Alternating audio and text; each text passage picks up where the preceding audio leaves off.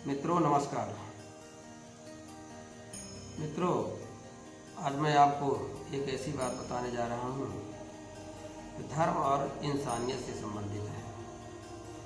आज हम देख रहे हैं चारों तरफ धर्म का झगड़ा चल रहा है, जातिवाद का झगड़ा चल रहा है, हिंदू मुस्लिम का झगड़ा चल रहा है, देश देश का झगड़ा चल रहा है। क्यों? इसका वास्तविक कारण क्या है? अगर हम खोजें इसका सही कारण क्या है, दो ही बातें निकल कर आती हैं। एक, हमारा अहंकार, हमारा गुरूर, हमारा अस्तित्व अलग हो, हम अलग हैं, आप अलग हो। और दूसरा अज्ञानता, हमें धर्म या भगवान के बारे में कुछ पता ही नहीं है, इसलिए हम भगवान के नाम पे लड़ते हैं, धर्म के नाम पे लड़ते हैं। तो मित्रों, धर्म कभी बांटता नहीं है, धर्म हमेशा एक करता है, जोड़ता है। यदि हम बट रहे हैं तो निश्चय ही वह अधर्म है, धर्म बिल्कुल हो ही नहीं सकता। इस संबंध में मैं आपको एक छोटी सी कहानी बताऊंगा, जिसे सुनकर के आपको स्पष्ट समझ में आ जाएगा कि ईश्वर या परमात्मा, खुदा, अल्लाह, गॉड, वह एक है, दो नहीं है या अनेक नहीं है। और जब हम लड़ते हैं उसका मतलब क्या है, उसका रीजन क्या निकलता है, कारण सारांश क्या निकलता है लड़ने का, हम यह भी समझने का प्रयास करेंगे कि जो भगवान के नाम पे लड़ते हैं वह भगवान को स्वीकार है कि नहीं, भगवान उसे पसंद करेगा कि नहीं। जब हम झगड़ते हुए भगवान के पास जाएंगे तो परिणाम क्या मिलेगा, इस संबंध में कहानी है। तो दो सगे भाई थे, दोनों बहुत पटती थी, प्रेम था दोनों में। लेकिन जब दोनों की शादियां हो गई, पत्नियां आईं, तो आप सब जानते हैं कि पत्नियां अक्सर एक नहीं रह पाती हैं, किसी न किसी कारण से वो झगड़ा कर लेती हैं और अलग हो जाती हैं, हिस्सा बाँट हो जाता है। तो पत्नियों के कारण भाई भाई का भी हिस्सा बाँट हो जाता है। तो यही हुआ, जब पत्नियों में अनबन हो गई दोनों की, तो हिस्सा बाँट हो गया। जो भी धनता संपत्ति थी सब बराबर बराबर बट गया। अब बात आई कि जो हमारे गुरु हैं, हमने जो गुरु बनाया है, तो उसे भी बांट लिया जाए। दोनों का ठीक है, बांट लो। तो बड़े ने कहा कि ठीक है भैया, ऐसा करता हूँ कि आधा अंग तुम ले लो सेवा करने के लिए, आधा मैं ले लेता हूँ, दायां अंग मेरा, बायां अंग तुम्हारा। छोटे ने कहा ठीक है भैया, जैसे आपकी मर्जी है। तो उन दोनों ने गुरु को बांट लिया, लेकिन गुरु को यह बात पता नहीं थी कि मेरे शिष्यों ने मुझे बांट लिया। यह गुरु को बांटा नहीं जा सकता, यह उन शिष्यों को नहीं पता था। अब गुरु जी बट गए, गुरु को नहीं पता। अब हुआ क्या, साल में एक बार गुरु जी उन दोनों से मिलने आया करते थे, अपने शिष्यों से। तो इस वर्ष भी आए, तो दोनों में हिस्सा बांट हो गया। तो जब गुरु जी उनके घर के पास आए, तो पहले छोटे वाले का घर था, उसके बाद बड़े वाले का घर था। तो गांव वालों से पता लग गया था, गांव में प्रवेश करते ही, कि दोनों भाई में हिस्सा बांट हो गया है। पहले जब आप जाएंगे तो छोटे का घर पड़ेगा, बाद में बड़े का घर पड़ेगा। तो गुरु जी, छोटा जो था, गुरु जी को देख लिया, प्रणाम किया, गुरुदेव आइए। गुरु जी गए अंदर, वह आसन दे दिया बैठने के लिए, बैठाया और लोटे में जल लाया पाँव धोने के लिए। तो उसने बाएं पैर को अच्छी तरह से मल मल करके धोया, जो उसका था। तो गुरुदेव ने दायां पैर बढ़ा दिया, इसे भी धो डालो। तो उसने क्या किया, चूंकि दायां पैर उसका नहीं था, ऐसे ये मुट्ठी बांध करके एक मुटका दाएं पैर में मार दिया। गुरुदेव ने सोचा इसकी इच्छा नहीं होगी धोने की, कोई बात नहीं धुलवाया, एक पैर ही धोया, खाना पीना खिलाया पिलाया। और जब गुरुदेव बिस्तर पे लेट गए तो पैर दबाने लगा, सेवा करने लगा। तो बायां पैर को खूब दबाया, अंगुलियां भी फोड़ी। जैसे गुरुदेव ने दायां पैर बढ़ाया, फिर वही मुट्ठी बांध के धमाका मार दिया दाएं पैर पे। गुरुदेव ने मन में सोचा, लगता है ये पगला गया क्या। धोने जब पैर धोया था तब भी वही कर रहा था, अभी पैर दबा रहा है तब भी वही कर रहा है। संशय हुआ, लेकिन पूछे नहीं जाता उससे। जब दूसरे दिन उस बड़े वाले के यहाँ गए, उसके यहाँ जाके बैठे, वह भी पानी लाया धोने के लिए पैर। तो जैसे ही पानी ला के रख लिया पैर धोने के लिए, कहा गुरुदेव पाँव आगे बढ़ाइए, पाँव धोते हैं।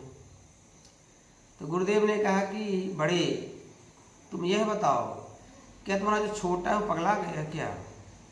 बोला क्यों गुरुदेव, पगलाया तो नहीं है, अच्छा खासा है।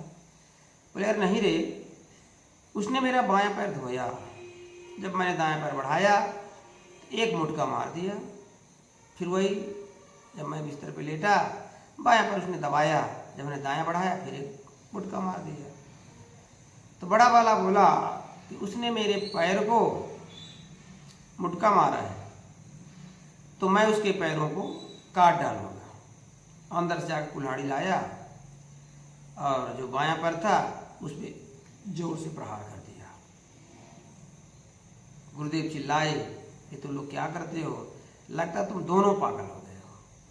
और गुरुदेव वहां से भाग निकले जान बचा करके, जोर से बोले तुम दोनों पगला गए हो, अब मैं कभी नहीं आऊंगा। उनके गुरु भाग गए। जरा सोचिए मित्रों, क्या गुरु के बांटने से गुरु बट जाता है? हमने अपने मन से बांट लिया कि बायां मेरा दायां तेरा, तो भैया बायां दायां दोनों तो गुरु का है। हम किसी पर चोट करेंगे, प्रहार करेंगे, गुरु को दर्द होगा। तो जब ईश्वर एक है मित्रों, तो नाम से और हमारे मजहब बांटने से वो दो नहीं हो सकता, अनेक नहीं हो सकता है। यदि आप में थोड़ा भी सेंस है, थोड़ा भी ज्ञान है, थोड़ा भी लॉजिक लगाते हो, जरा सोचो, पृथ्वी एक है, सूरज एक है, चंद्रमा एक है, हवा एक है, जल एक है, तो परमात्मा दो कैसे हो सकता है? तो लड़ने का सही कारण क्या है बताओ? तुम चाहते क्या हो? परमात्मा को तुम बिल्कुल नहीं चाहते हो। जो भी धर्म के नाम पे लड़ता है वह तो इंसान कहलाने के काबिल ही नहीं है।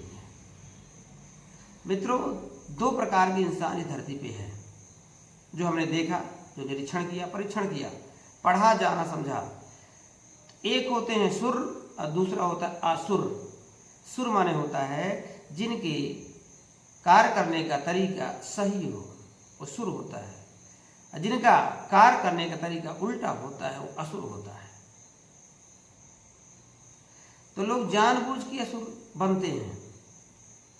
यदि आप मेछा रखते हो तो दाढ़ी बढ़ा लेते हैं, मेछा कटवा लेते हैं, वही असुर वाला काम।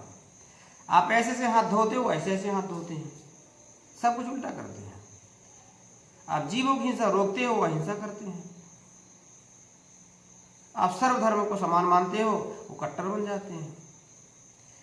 तो ऐसा करने वाले केवल और केवल वो असुर हैं, सुर बिल्कुल नहीं है। सुर माने होता देवता। गोस्वामी तुलसीदास जी ने भी कहा है अपने रामचरितमानस में कि बंदहु प्रथम महीसुर चरणा, सबसे पहले मैं धरती के देवताओं की वंदना करता हूँ। कुछ लोग तो कहते हैं धरती के देवता ब्राह्मण हैं, तो केवल ब्राह्मण नहीं है, सुर का मतलब होता है जिनका सुर ठीक है, कार्य करने का तरीका सही है। भैया किसी से आपको कुछ मांगना है तो प्रेम से भी मांगा जा सकता है।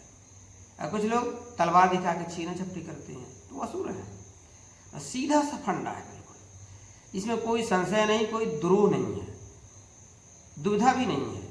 दो प्रकार की प्राणी हैं, दो प्रकार के मनुष्य, सुर और असुर। तो आप खुद निर्णय करें कौन सुर है कौन असुर है। तो हे मित्रों, चाहे वो जिस धर्म का हो, अगर मेरी बात सुनता हो, मेरी बात अच्छी लगी हो, ऐसा लगता है कि बात सही है तो मानिए। यदि आप ये सोचते हैं कि भाई तुम कौन हो मुझे बताने वाले, तो मैं पहली वीडियो में बता चुका हूँ, मैं अलग से कुछ भी नहीं हूँ। आपका शरीर 5 तत्वों का बना है, मेरा भी 5 तत्वों का बना है। आपके अंदर जो आत्मा है, परमात्मा का अंश है, वही मेरे अंदर है। हम केवल विचारों से अलग होते हैं, तो मैं विचारों से अलग नहीं हूँ। मेरे लिए प्रत्येक इंसान एक है। लेकिन जो मैं आपकी करनी देख रहा हूँ, जिससे दुनिया गति की ओर जा रही है, विनाश की ओर जा रही है, वो देखकर हमने बातें कही है। हमारी बात को अन्यथा मत लीजिए, ना ही आपको बुरा लगना चाहिए। इसको समझने का प्रयास करिए। जो भी आपको वर्गलाता है, धर्म भ्रष्ट कर रहा है, उनको समझिए, परखिए। किसी ने कह दिया, तुम तलवार लेके दौड़ पड़ते हो, तुम धर्म बदलना शुरू कर देते हो, लो जिहाद करना शुरू कर देते हो। ये सब क्या है?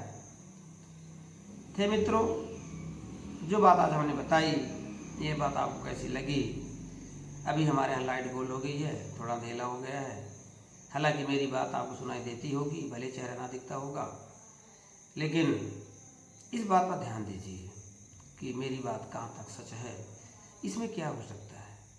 इस वीडियो को लाइक करिए, सब्सक्राइब करिए, शेयर करिए, लोगों को जोड़िए, और जो भी प्रश्न आपके मन में चलता हो मुझसे पूछिए।